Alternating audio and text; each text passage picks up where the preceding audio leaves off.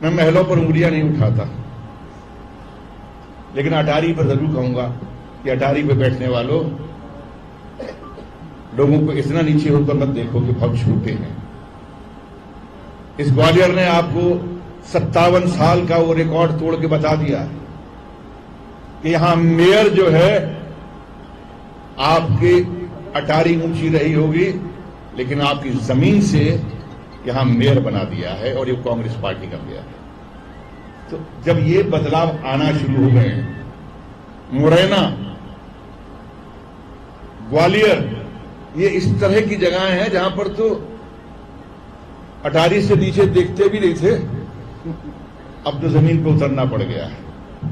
हमारे मित्रों ने कहा है कि हम पर्यटन के लिए बहुत काम करेंगे, और कमलनाथ जी से मुझे उम्मीद है कि हर जगह फिल्म इंडस्ट्री और फिल्म के जो प्लेसेस हो रहे हैं, मध्य प्रदेश में तो बहुत अच्छी जगहें हैं, यहां भी फिल्म इंडस्ट्री को लेकर उनको पहल करेंगे, और नहीं करेंगे तो हम सब लोग बैठे हुए न करवाएंगे। ये भी वैसे बहुत अच्छे राइटर हैं, ये भी लिखते लिखाते हैं, आज यहां पहुंच गए हैं।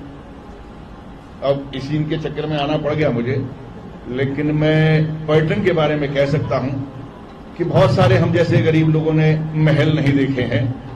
पर्यटन में जो लोग आएंगे वो महल तक भी जाएंगे, महल को देखने जाएंगे, क्योंकि है तो जनता का ही ना, ग्वालियर का ही है ना सब कुछ।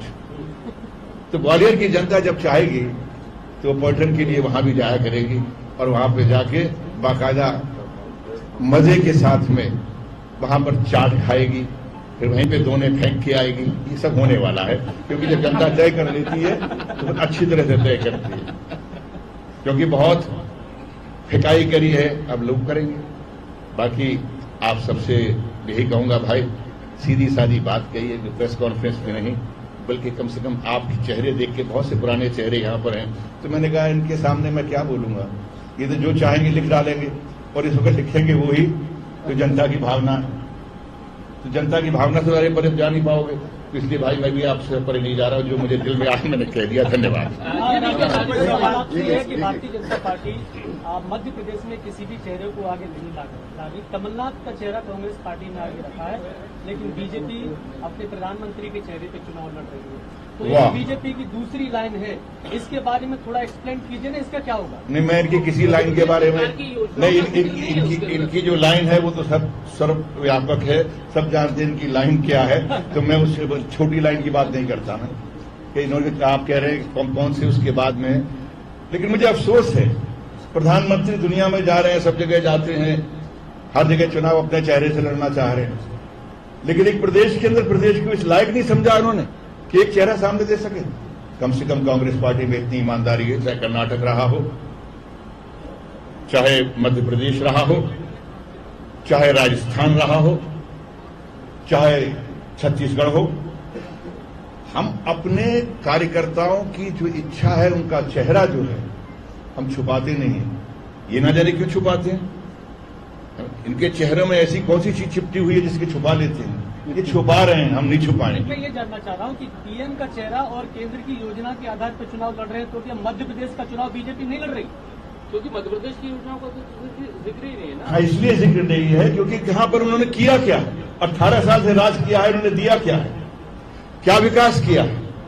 ये भी मैं कल जहां गया था मुरैना में, रास्ते में मुझे अफसोस हुआ कि भाई बीजेपी की सरकार है, बीजेपी के जो मंत्री हैं वहां गडकरी साहब दुनिया में दिखा रहे हैं कि हमने पुल बना दिए, ओवरब्रिज बना दिए, यहां क्या हुआ, यहां क्यों नहीं?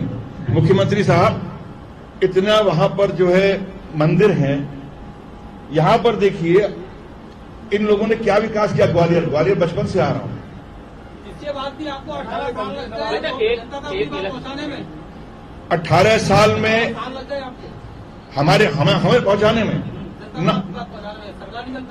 बिल्कुल नहीं बन पाई। आपने बहुत सही कहा, इसलिए नहीं बन पाए, अत करने वाले अत कर ले, और उसके बाद में इन्होंने 18 साल में जो अत किया है, अभी कमलनाथ की सरकार और कांग्रेस पार्टी की जो सरकार होगी वो 28 साल तक ये हिला नहीं पाए।